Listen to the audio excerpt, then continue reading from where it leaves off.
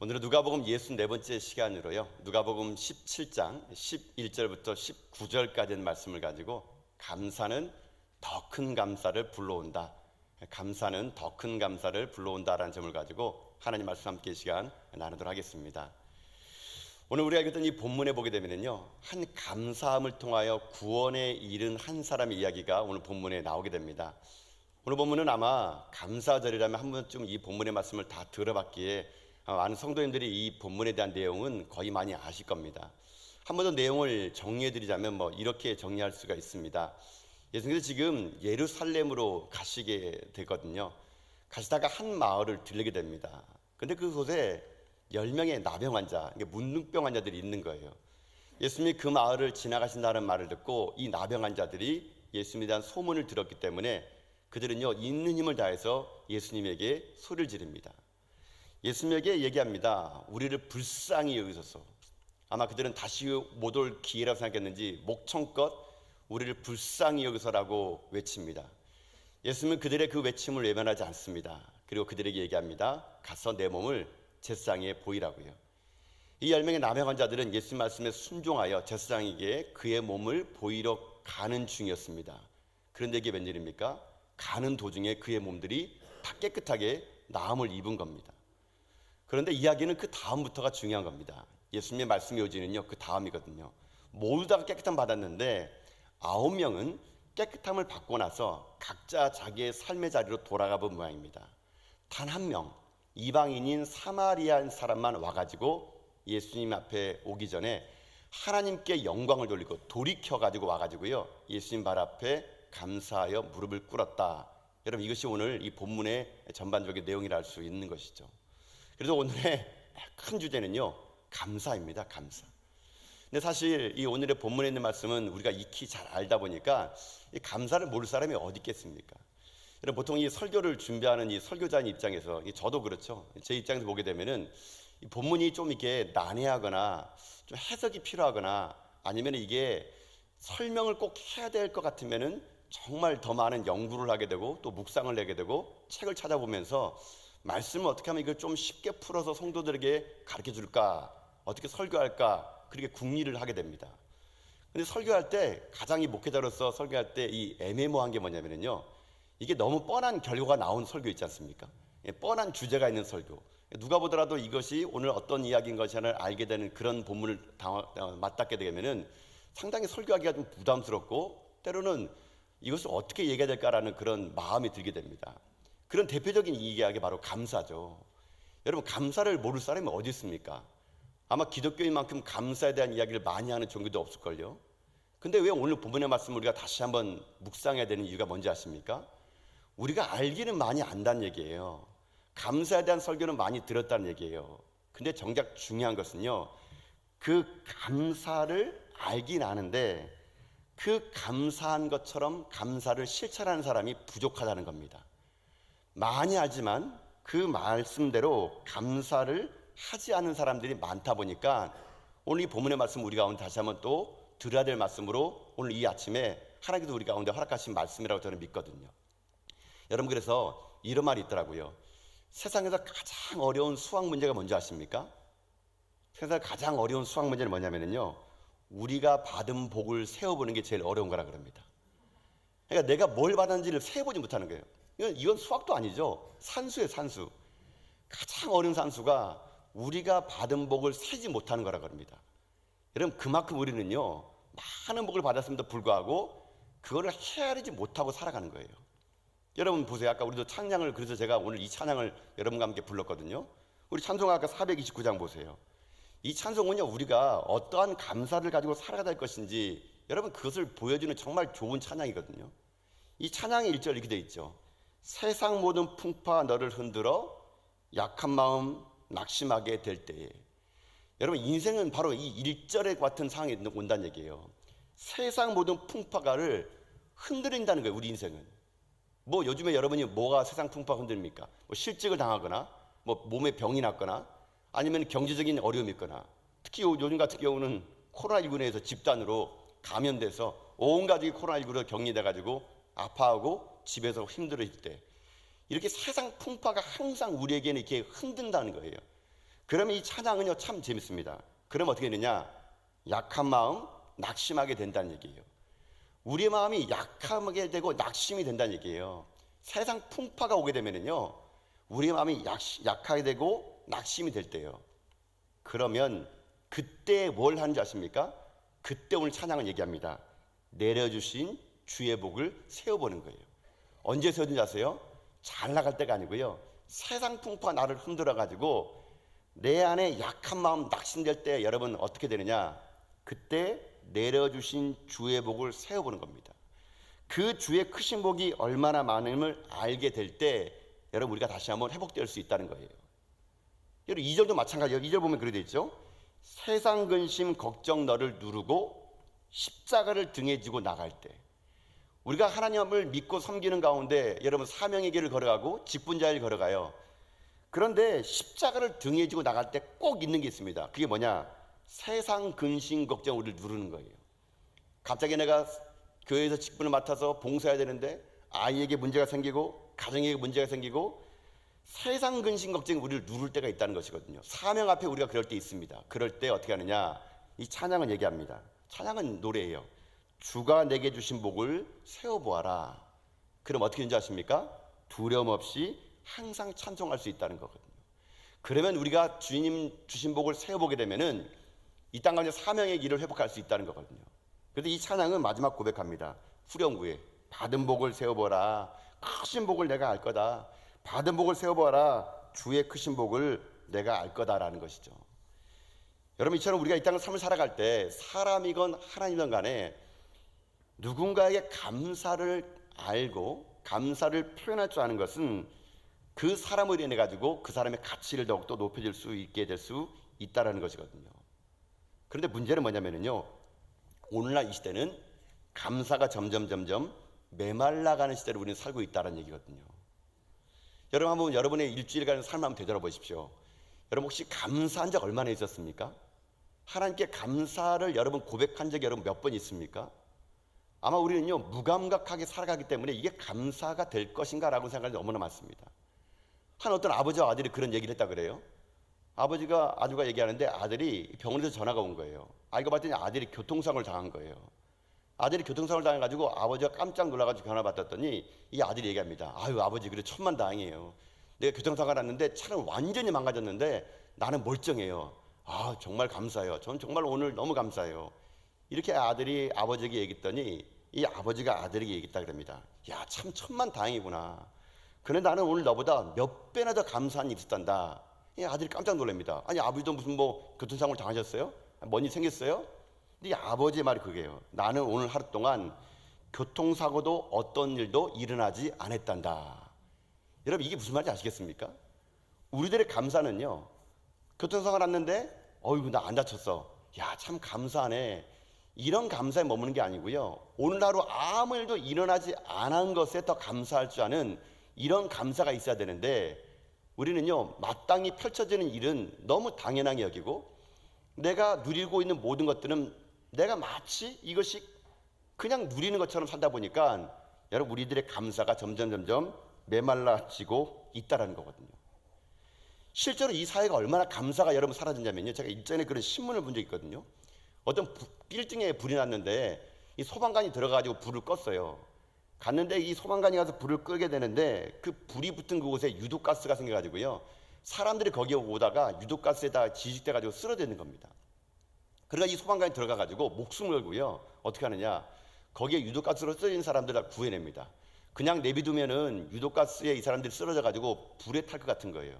그래가지고 이 소방관이 자기 목숨을 내던져가가지고 유독가스 쓰러진 이 사람들을요 한 명씩 밖으로 내던졌어요. 여러분 자감치 몇 명이나 구한 줄 아십니까? 25명.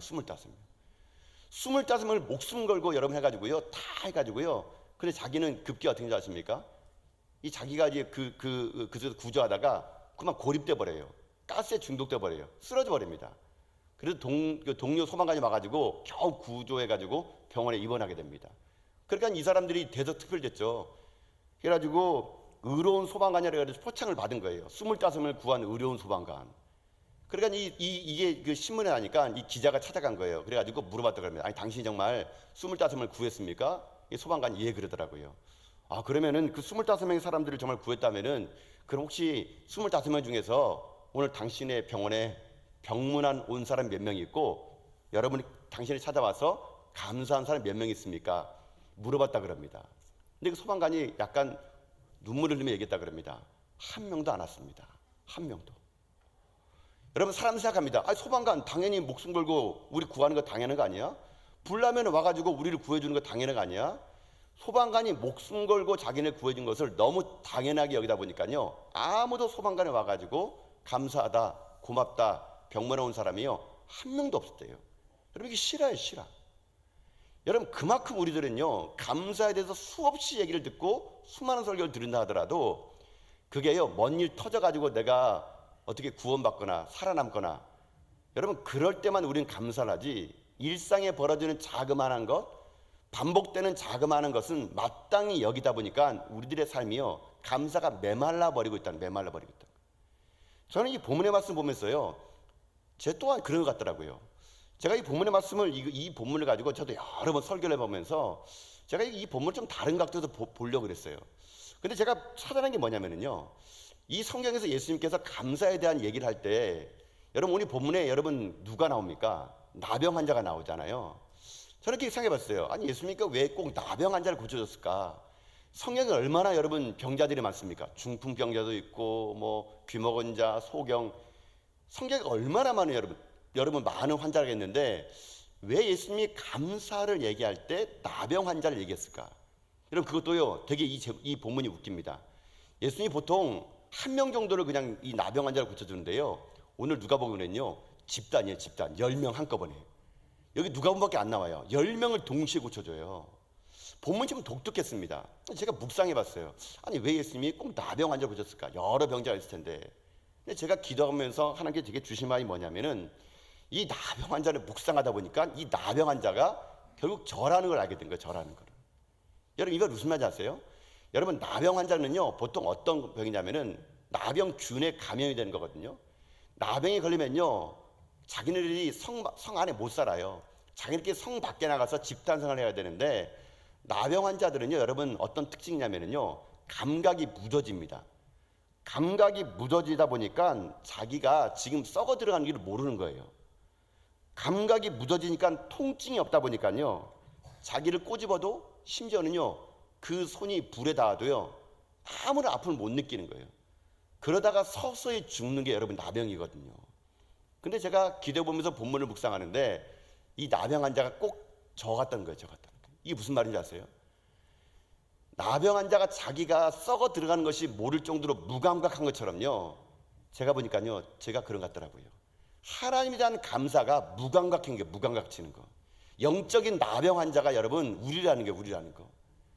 우리는 지금 영적인 나병 환자가 돼가지고요 내가 감각이 묻어져 있고 내가 썩어지는 줄 모르면서도요 우리는 그렇게 살아가고 있다는 것이거든요. 우리 가운데 묻어진 감각, 우리는 서서히 죽어가고 있는 것이고, 우리 가운데 감각이 묻어지다 보니까 감사가 우리에게 회복되지 않는 거거든요.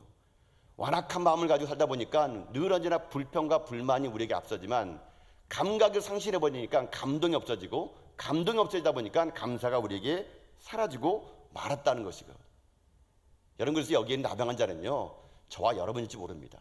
감사를 잃어버린 이 현대 사회인들, 무감각하고 자그마한 거 하나에도 그것을 하나님의 것임을 모르며 살아가는 감각을 잃어버린 이 시대에, 이런 무감각함과 여러분 감각 없는 시대를 살아가는 우리들이 여러분 곧 영적인 나병 환자와 여러분 같지 않습니까?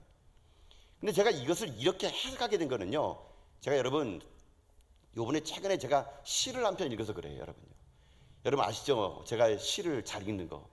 제가 일전에 말씀드리지 않습니까? 제가 이름에도 문학소년입니다. 문학소년.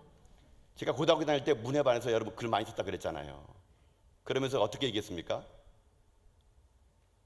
고등학교 우리 다닐 때 학교에서 100일장을 열면 무조건 최우수상이나 대상을 받고, 전국 고교 100일장 나가면 한 번도 대상을 놓친 적이 없는 친구 바로 뒤에 앉은 나. 제가 그 뒤에 앉은 사람이라고 얘기했잖아요. 대단했죠. 저도 그런 친구 뒤에 앉았더니 아무나 못 앉습니다. 여러분요, 제가 뒤에 앉았던 사람이에요. 여러분 그런데 제가 이렇게 시를 좀 이렇게 읽는데요, 제가 최근에 이 시를 보면서 제가 이 본문의 말씀이 제 마음에 확 들어오면서 이 시가 저의 상태를 얘기하는 것 같더라고요. 여러분 제가 그 시를요 오늘 여러분에게 읽어드릴게요. 여러분 잘 모르시는 시일지 모르는데 시인 제목이고요. 두근거려 보니 알겠다. 이 박철한 시인이 쓴 시거든요. 두근거려 보니 알겠다. 이렇게 시가 됩니다. 봄이 꽃나무를 열어 젖힌 게 아니라 두근거리는 가슴이 봄을 열어 젖혔구나. 봄바람 불고 또 불어도 삭정이 가슴에서 꽃을 꺼낼 수 없는 건 두근거림이 없기 때문. 두근거려 보니 알겠다. 여러분 감동이 되십니까? 감동이 없으시군요. 여러분 저는 이 시를 보는 순간 제 마음이요 너무 참 이게 막막했습니다. 여러분 이게 왜 제가 이게 그러냐면요 이 시인은 보니까요 참 시인은 시인 같아요. 여러분 봄에 이 봄꽃이 피지 않습니까? 봄에 이 꽃나무에 꽃이 피는 건요 봄이 와서 핀 것이 아니라는 거예요. 이 시인은요 꽃을 피는 거 뭐냐면요 두근거리는 가슴. 그러니까 내 안에 두근거리는 가슴이 봄꽃을 피게 만들었다는 얘기예요. 근데 이 시인은 얘기합니다. 봄바람이 불고 또 불었는데 삭정이 같은 가슴. 이 삭정이는 뭐냐면요 제가 삭정이를 찾아봤더니 이런 말이 있더라고요. 살아있는 나무에 붙어있는 죽은 가지. 이게 삭정이래요. 이게 삭정이. 이게 국어 순수한 우리나라 말인데 그러니까 봄바람이 불어요. 또 불어요. 근데 내 인생이 삭정이 그러니까 살아있는 나무에 붙어있는 죽은 가지 같은 내 가슴에는 두근거림이 없으니까 꽃이 피지 않는다는 거예요. 결국 봄은요 계절에 따라 부는 게 아니라 내 안에 두근거리는 가슴이 있을 때 꽃은 핀다는 거거든요. 제가 이 시를 왜 제 마음에 여러분 새기면서 이 본문을 봤냐면요 여러분 제가 이 두근거림이 사라졌다는 걸 제가 느꼈기 때문인 거예요. 여러분요 제 안에 두근거림, 삭정이 같은 마음이 있는 거예요. 살아있는 나무에 붙어있는 죽은 나무 같은 것이 제 마음이 아닌가. 그래서 제 안에요 이 두근거림이 사라졌어요. 왜 그런지 아십니까? 오늘 이 본문을 이제 제가 강의 설교하다 보니까 이 본문의 말씀을 이렇게 절 따라 이게 설교하지 않습니까? 근데 이 본문을 딱 보는 순간 제 생각에는요 이 본문 감사해야 되는 본문이구나. 이 본문 이렇게 해가지고 이렇게 설교 준비하면 되겠구나. 제가요 묵상을 하지 않고요 이미 알고 있는 레파토리에다가 이 본문을 그저 쉽게 끼워 넣으려고 하는 그런 마음이 제게 있는 거예요. 그때 제 마음이 어떤지 아십니까?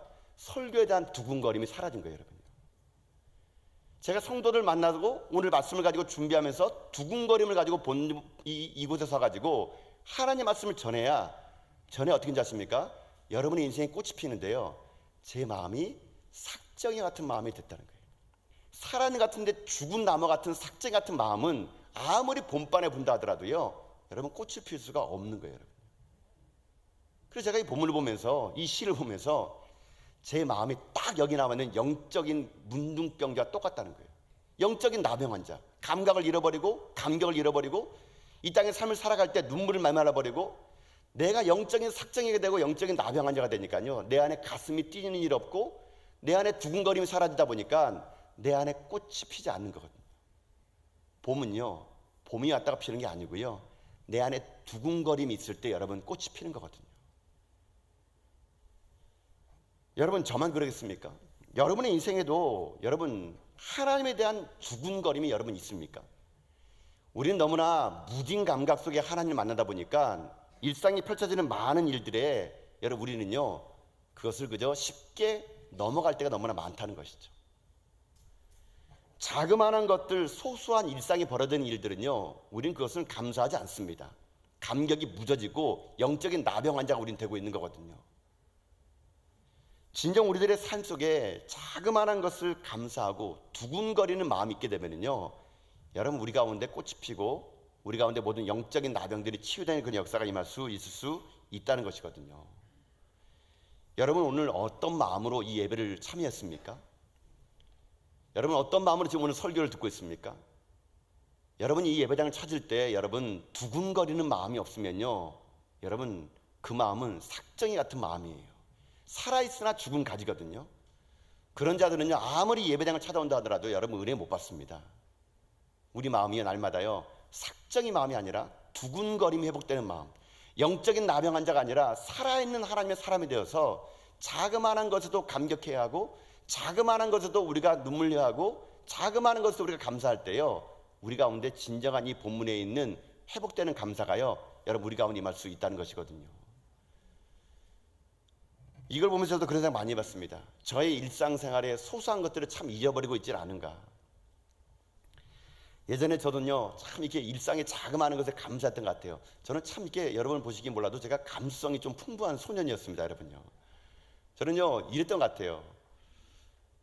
이 좋아하는 책을 사게 되면은요, 야, 이 책에 어떤 내용이 있을까? 막 두근거리면서 책상에 딱 앉았던 그런 적이 있었던 것 같습니다. 기차표를 사고 여행 계획을 짜고 이제 앞으로 어떻게 펼쳐질까라는 플랫폼에서 젊은 날의 청춘의 여름을 보냈던 적이 있던 것 같습니다. 무심코 올려다본 비행기를 바라보면서 여행의 꿈을 꿨던 그 한낮의 낮 시간을 즐겼던 적이 있던 것 같아요. 생각지도 않았던 친구에게 전화가 왔을 때 그 기쁨을 즐겼던 봄날의 오후가 저에게 있었던 것 같아요. 비가 오는 날 할 일 없을 때 따뜻한 방 안에 앉아서 따뜻한 커피를 만지면서 마셨던 그 마음의 감정이 있었던 것 같아요.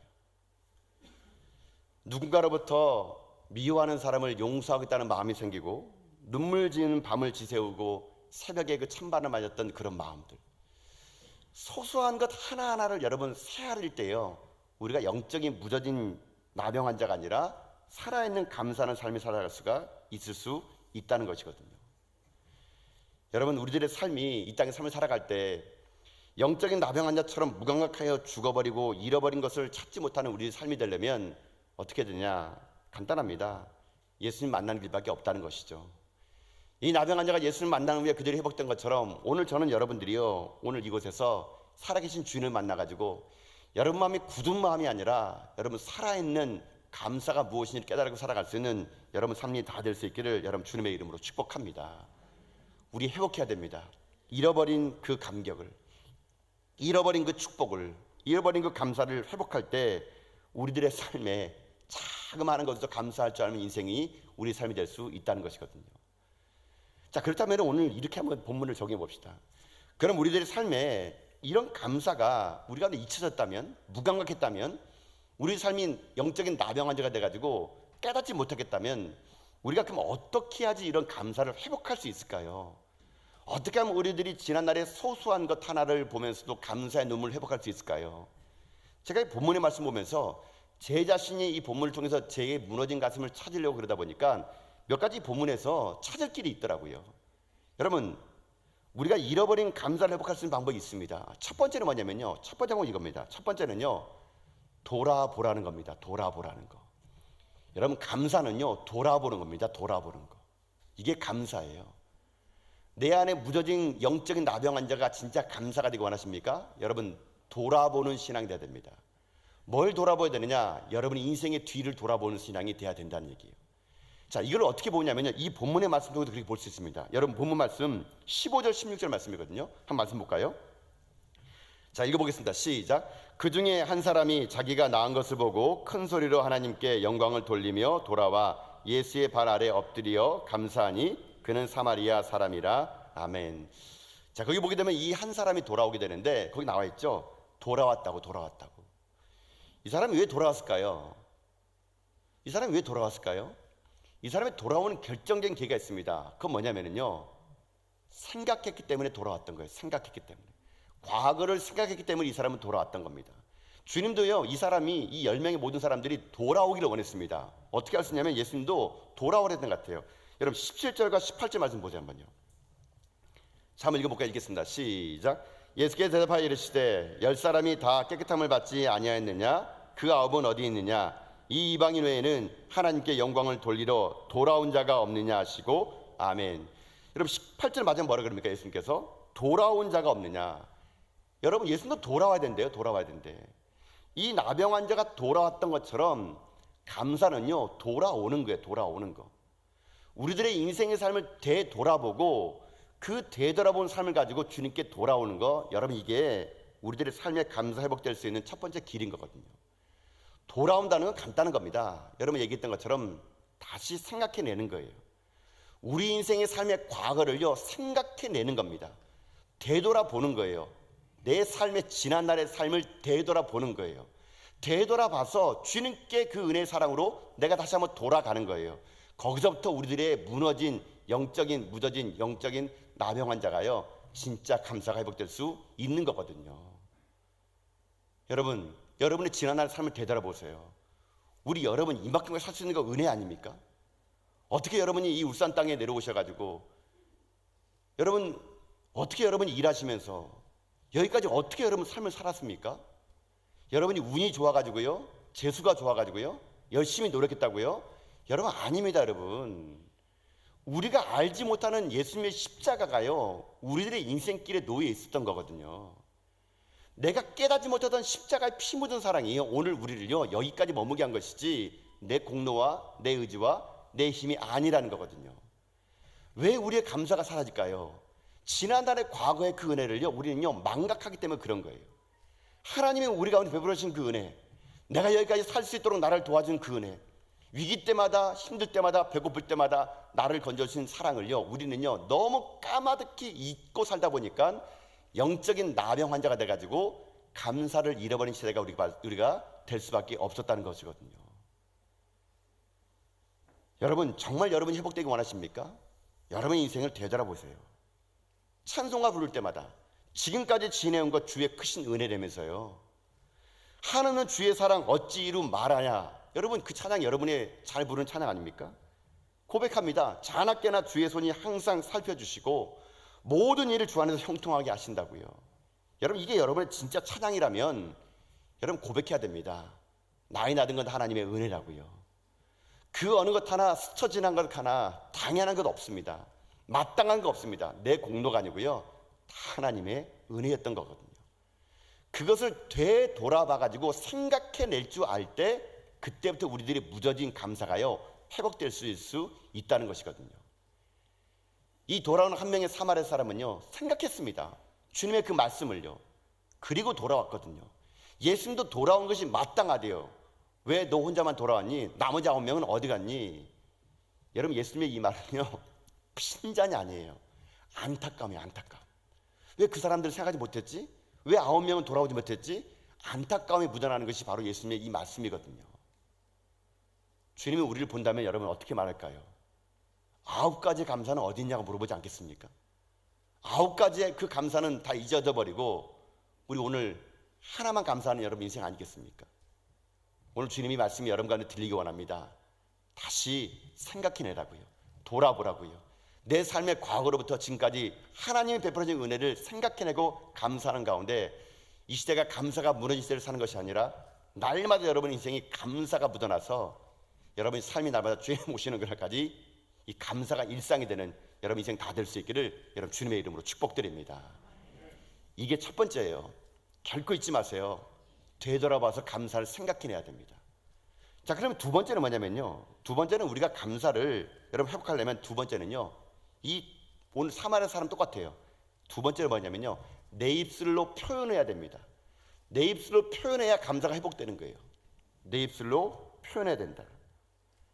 이 한 명의 나병 환자는요 사마리아 사람 와가지고 주님께 발 앞에 엎드려가지고 감사를 표현했습니다. 그때 그 감사를 표현했던 예수님께서 뭐라 말했느냐, 여러분 19절에 이렇게 얘기합니다. 19절 말씀 볼까 한번요. 자, 읽겠습니다. 시작. 그에게 이르시되 일어나 가라, 내 믿음이 너를 구원하느니라 하시더라. 아멘. 표현했습니다. 그러더니 이 사람은요 어떻게 되냐, 감사를 표현했더니 이는요 몸만 구원받는 것이 아니라 영혼까지 구원받습니다. 내 믿음이 너를 구원하였다. 나머지 9명은요 그저 생각했을 것입니다. 오늘 이 본문을 가지고 얘기했을지 몰라요. 아니, 우리도 사실은 감사했는데 표현만 안 했을 뿐이에요. 여러분, 그러나 그렇지 않습니다. 감사는요 마음만 있어서는 안 돼요. 성경은요 곳곳에 얘기합니다. 너의 마음을 지켜라. 성경은 마음을 참 중요하게 여깁니다. 너의 마음을 지켜라. 너의 마음이 뭐다 중요하다. 너의 마음과 생각을 지켜라. 성경은 곳곳에 마음을 강조하지만 감사만큼은 마음을 지켜서는 안 됩니다. 여러분요, 감사만큼은요 마음속에 있는 것을 표현해야지만이 감사는요 완성될 수 있는 거거든요. 9명의 나병 환자도 얘기했겠죠. 분명히 했을 겁니다. 오늘 이 본문의 말씀을 그들이 들었다면은 나도 감사했는데, 그러나 마음속에 있는 사람과 표현한 건요 하늘과 땅 차이라는 거예요. 여러분, 그래서 날마다 여러분들이요 표현하는 거, 여러분 그게 하나님 앞에 덤으로 복을 받을 수 있는 길이 될 수 있는 거거든요. 이런 걸 보면 제가 일전에 그런 걸 경험한 적 있거든요. 요즘에는 뭐 워낙 이 반려견들을 많이 이게 가정에서 키우다 보니까 많은 분들이 반려견을 키우더라고요. 제가 일전에 어느 집에 신방을 가게 됐는데 그 집은요 반려견이 좀 많아요, 여러분요. 강아지가 좀 많았어요. 완전히 개판이었습니다, 그 집은요. 얼마나 많아가지고 제가 이렇게 몰랐어요. 아이고 집사님 이게 너무 힘드시겠어요. 개가 이렇게 많아가지고 얘는 좀 큰데 막 이렇게 막 하도 너무 많은 거예요, 막. 근데 이분이 하는 말이 뭐냐면 자기는 오히려 이 강아지 때문에요 신앙이 회복됐다는 거예요. 그래서 제가 좀 궁금한 거예요. 아니 어떻게 했길래 강아지 때문에 신앙이 회복돼요? 뭐 얘네가 함께 무슨 예배를 드리세요? 뭐 하세요? 그러니까는 뭐 얘네가 어떻게 신앙을 회복시켜요? 그러니까. 근데 이 강아지를 보면서 자기가 무뎌진 감사가 회복됐다는 거예요. 제가 물어봤어요. 아니 어떻게 했길래 강아지들이 감사를 회복하게 만듭니까? 이분이 얘기한 그겁니다. 이 강아지들은 자기가 아침에 일어나면은요 자기를 봐달라고 온 마음을 다해서 자기한테 사랑을 표현한대요. 막 짖고 꼬리 흔들고. 그러면 그게 너무나 기쁘다는 거예요. 자기가 외출해서 집에 돌아오면은요 난리 납니다. 그냥 어쩔 뻔하면 강아지가 막 뛰어다니고 너무 기뻐가지고 하면요 그거 볼 때마다 이 자기가 너무 흡족하다는 거예요. 한 번은 자기가 출장을 가게 되면은요 자꾸 생각난대요. 집에 있는 아들 딸들 생각 안 나는데 강아지만 생각난대요. 그래서 내가 이제 가면은 얘가 어떻게 나를 맞이해 주지? 그래서 한 번은 출장 가서 집에 딱 들어온 날 되면 강아지가요 그동안 못 봤던 사랑을 표현하려고요 이건 난리가 아닙니다. 그동안에 갈고 닦았던 서커스를 막 다 보여주고 막 짖고 막 꼬리 흔들고 막 구르고 뭐 너무 하는 걸 보면서 이 주인이 너무 흡족한 거. 그렇게 강아지가 자기를 사랑을 표현해 주니까 이때 이 집사님이 문득 그걸 느꼈다는 거예요. 나도 하나님에게 이런 표현을 하고 살아가나? 이런 걸 느꼈다는 거예요.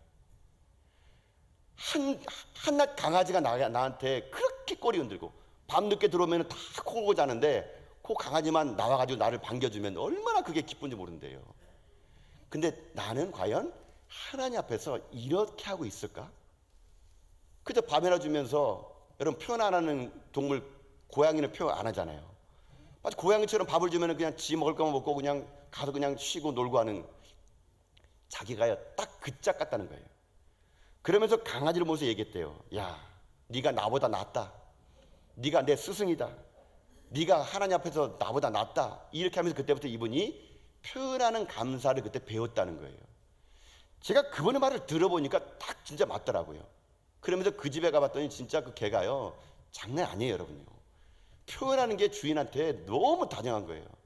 저도 그 개를 보면서 그런 생각했어요. 야, 나도 저렇게 하는 게 표현할 수 있을까? 여러분, 감사는요 믿음의 표현이에요. 표현. 하나님 앞에 감사는요 믿음의 표현이거든요.